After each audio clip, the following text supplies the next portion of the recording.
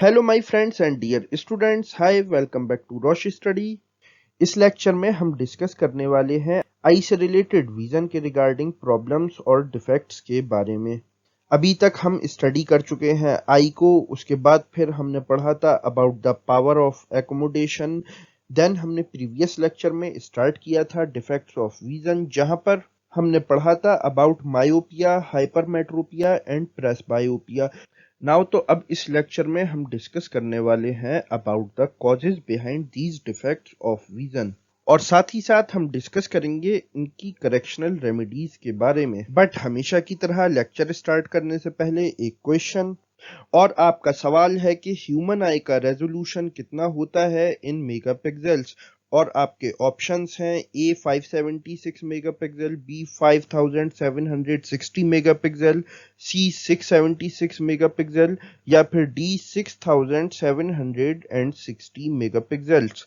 इसको करें आप answer below in the comment section. हमेशा की तरह इसका राइट आंसर मैं आपको बताऊंगा इस लेक्चर के लास्ट में। इसके अलावा 10th और 12th से रिलेटेड और एमसीक्यूज के लिए आप हमको फॉलो कर सकते हैं at Rosh study on Twitter and Instagram, और साथ ही साथ इसी तरह के इंफॉर्मेटिव कंटेंट के लिए आप सब्सक्राइब करें टू अवर यूट्यूब चैनल और बेल आइकन को दबाना ना भूलें for the notification of our future lectures. तो चलिए हम स्टार्ट करते हैं आज का अपना topic. So stay with us because there is a lot to know, a lot to discuss. Then सबसे पहले हम डिस्कस करेंगे मायोपिया से रिलेटेड कॉजेज और उसके करेक्शन के बारे में कि मायोपिया के कॉजेज क्या क्या हैं और इसको कैसे करेक्ट किया जा सकता है, इस डिफेक्ट को कैसे दूर किया जा सकता है।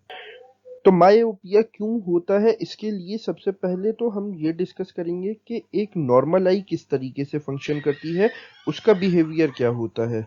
देन फिर से हम रिकॉल करेंगे कि मायोपिया के केस में क्या होता था, जो कि हमने प्रीवियस लेक्चर्स में डिस्कस किया था। तो जो एक नॉर्मल आई होती है उसका जो फार पॉइंट होता है, या ये कहें उसका जो नॉर्मल या एक्चुअल फार पॉइंट होता है, ये लाई करता है एट इंफिनिटी। बट अगर आई जो कि मायोपिया की प्रॉब्लम फेस कर रही है, तो एक नॉर्मल आई के कंपैरिजन में हम ये देखते हैं कि जो नॉर्मल आई का फार पॉइंट था वो लाई करता था एट इंफिनिटी, बट इस केस में जो फार पॉइंट होता है वो शिफ्ट कर जाता है टू द नियर बाय, यानी कि इंसान दूर की चीजों पर फोकस नहीं कर पाता है, जिसकी वजह से इंफिनिटी पर प्लेस्ड जो ऑब्जेक्ट होता था उसकी इमेज बनती थी बिफोर द रेटाइना, यानी कि इन the vitreous humour instead of retina. और इसको और डिटेल में जानने के लिए आप देख सकते हैं हमारा प्रीवियस लेक्चर, जिसका लिंक आपको मिल जाएगा ऊपर आई बटन में या फिर नीचे डिस्क्रिप्शन में। तो ये जो मायोपिया की प्रॉब्लम है, इसके पीछे क्या रीजंस रोल प्ले कर रहे हैं, क्या कॉजेज हैं इसके। तो एक तो इसका कॉज है excessive curvature of the eye lens.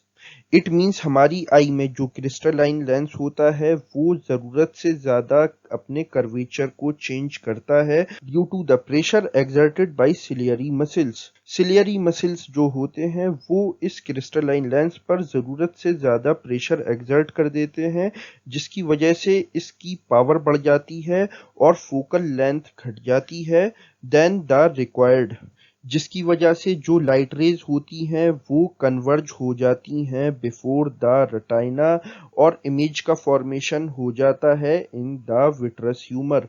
Then इसका एक और रीजन क्या है, ये है elongation of the eyeball. जो आई बॉल है वो फैल जाती है, वो बड़ी हो जाती है और उसका डायमीटर चेंज हो जाता है। तो इस केस में जो सिलियरी मसल हैं और जो क्रिस्टलाइन लेंस है वो तो यहाँ पर प्रॉपरली वर्क कर रहे हैं, और इनको जिस पॉइंट पर लाइट को कन्वर्ज करना चाहिए ये वहां पर लाइट को कन्वर्ज कर रहे हैं। बट आई बॉल के फैल जाने से, इसके डायमीटर के चेंज हो जाने से जो रेटिना की पोजीशन होनी चाहिए, रेटिना अपनी पोजीशन से और पीछे की तरफ शिफ्ट कर जाता है। इसीलिए यहाँ पर जो रिफ्रैक्टेड रेज का कन्वर्जेंस होता है वो होता है इन विट्रस ह्यूमर, और इन दोनों में से किसी भी एक डिफेक्ट की वजह से जो हमारी आई होती है वो क्रिस्टल क्लियर इमेज प्रोड्यूस नहीं कर पाती है और हमको विजन ब्लरी मिलता है। तो ये जो मायोपिया की प्रॉब्लम है इसको कैसे करेक्ट किया जा सकता है। तो इस डिफेक्ट को एलिमिनेट करने के लिए, रिमूव करने के लिए हम यूज करते हैं कॉनकेव लेंसेज का। कॉनकेव लेंसेज जो कि डाइवर्जिंग टाइप ऑफ लेंस होते हैं, यानी कि ये लाइट को फैलाते हैं। तो जब हमारी आई के अंदर एप्रोप्रिएट पावर के कॉनकेव लेंस के थ्रू लाइट एंटर करती है तो वो फोकस होती है ऑन द रेटिना। देन उसी के बाद हमको एक क्लियर विजन मिल पाता है। फिर सेकंड प्रॉब्लम हमने डिस्कस की थी हाइपरमेट्रोपिया यानी कि फार साइटेडनेस। तो आइए इसके पीछे क्या क्या कॉजेज रोल प्ले कर रहे हैं और इसको कैसे करेक्ट किया जा सकता है, इसको भी हम एनालाइज कर लेते हैं।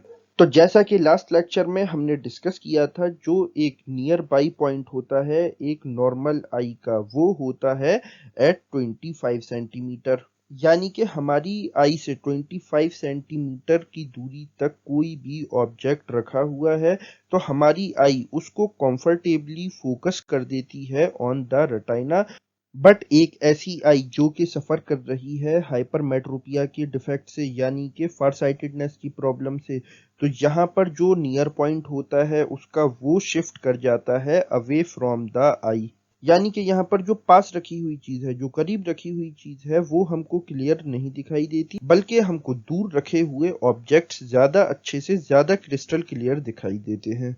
बिकॉज बिहाइंड द सीन यानी आई के अंदर जो नियर बाई ऑब्जेक्ट है उसकी जो इमेज फॉर्म हो रही है वो हो रही है बिहाइंड द रेटिना। यानी कि जो लाइट रेज का कन्वर्जेंस है जिसकी वजह से इमेज फॉर्म होती है ये होती है बिहाइंड द रेटिना। तो इस डिफेक्ट के पीछे क्या कॉजेज रोल प्ले कर रहे हैं, आइए उनका भी एक एनालिसिस कर लेते हैं। हाइपरमेट्रोपिया के केस में हमें मायोपिया का एग्जैक्टली अपोजिट देखने को मिलता है, बट दोनों के कॉजेज सेम हैं। दोनों ही केस में जो सिलियरी मसल्स हैं वो प्रॉपरली वर्क नहीं कर रही हैं। तो हाइपरमेट्रोपिया के केस में जो क्रिस्टलाइन लेंस है उसका कर्वेचर यहाँ पर काफी कम मिलता है, जिसकी वजह से उसकी पावर डिक्रीज हो जाती है, जरूरत से ज्यादा डिक्रीज हो जाती है और फोकल लेंथ हमको मिलती है यहाँ पर काफी ज्यादा हाई। और इसी वजह से लेंस को जिस पॉइंट पर फोकस करना चाहिए वो वहां पर फोकस नहीं कर पाता है। या फिर इसके पीछे एक और दूसरा रीजन क्या है, ये है आई बॉल का स्मॉल हो जाना, आई बॉल का सिकुड़ जाना, जिसकी वजह से जो आई बॉल का डायमीटर होता है वो घट जाता है।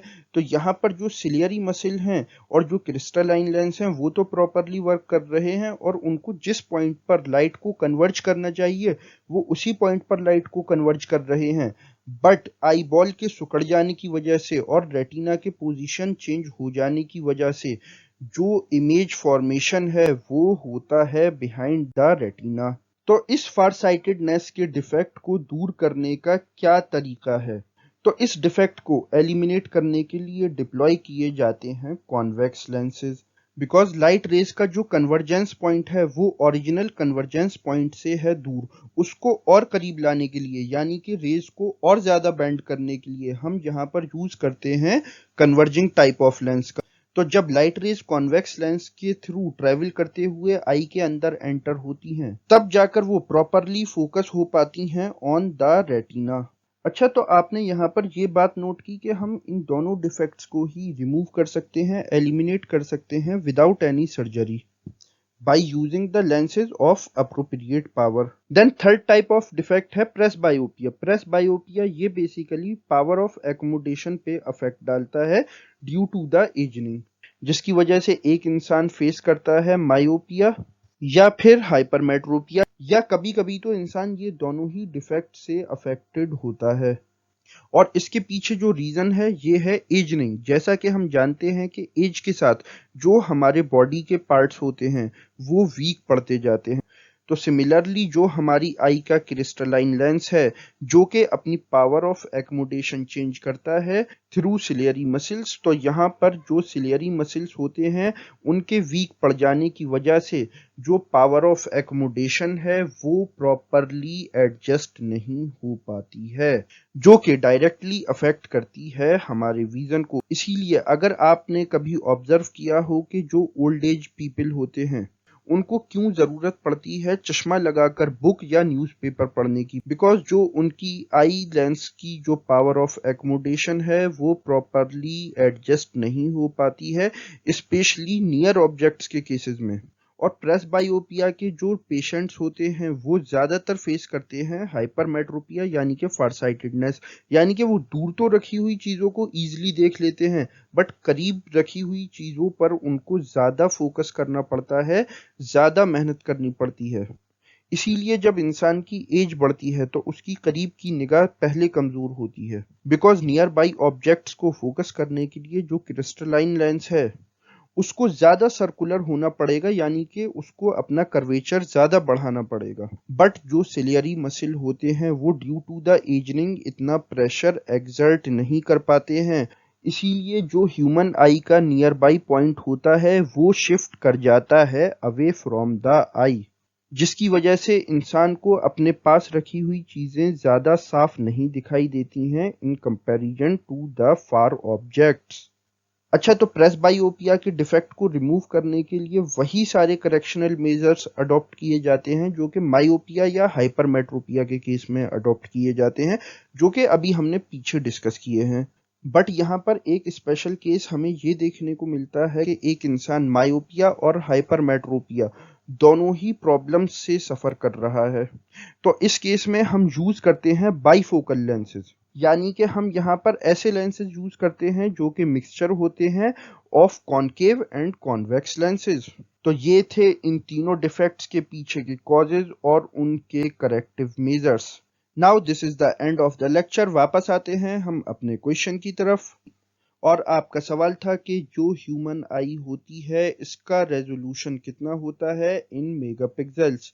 तो इसका राइट आंसर है A576। जी हाँ फ्रेंड्स, हमारी आई का जो रेजोल्यूशन होता है ये होता है 576 मेगापिक्सल। तो इसी नोट के साथ मैं सैयद साद ये लेक्चर यहीं पर एंड करता हूँ, बट जाने से पहले एक इम्पोर्टेंट अनाउंसमेंट। अब आप CBSE 11th इंजीनियरिंग, आर्ट्स और ग्रेजुएशन के एग्जाम्स और एंट्रेंस टेस्ट की प्रिपरेशन घर बैठे और बेटर वे में कर सकते हैं with our free study material. इसके साथ आप डाउनलोड कर सकते हैं वेरियस बोर्ड्स और यूनिवर्सिटीज के syllabus from our website tutorbasket.com। और इसके साथ ट्यूटर बास्केट आपके लिए लाया है यूनिक और premium test series with exciting offers. और इसके साथ रेगुलर अपडेट्स के लिए आप हमको फॉलो कर सकते हैं on various social media platforms such as Twitter, Instagram and Facebook at Rosh study. तो यहाँ पर आपको हमेशा की तरह काफी कुछ जानने को मिला होगा। Thanks for listening, have a good day, okay, bye.